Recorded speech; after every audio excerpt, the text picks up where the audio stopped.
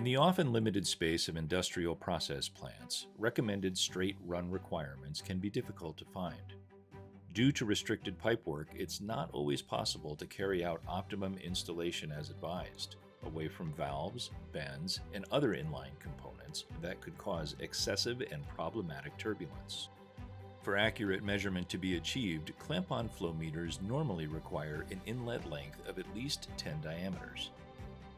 Thanks to Flexim's disturbance correction, good accuracy is achieved even at non-ideal inflow conditions, reducing the required inlet length from 10 diameters to just 2 diameters. This innovation means that installation is achieved in even the tightest of spaces, without process interruption. The disturbance correction is applicable for all path configurations that compensate cross-flow. These are reflect path configurations and cross path configurations.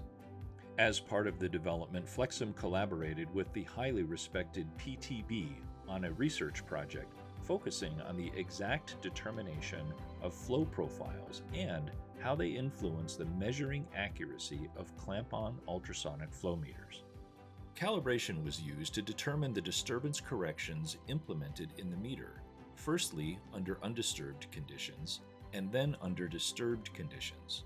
This allowed the disturbance correction to be obtained from the ratio of the two results, and the procedure was repeated for all types of disturbance that require a correction function to be put in place. Following correction, the uncertainty is dependent on the number of measurement planes that are installed, as well as the distance to the disturbance and its character. Analyzed by CFD, the effect of different bend radiuses found in industrial piping is included in the uncertainty. The disturbance correction is applicable for all fluids, no matter what their state of aggregation or the diameter of the pipe. And although the disturbance correction is optimized for 90-degree bends and double bends, it improves the accuracy of other types of disturbances as well.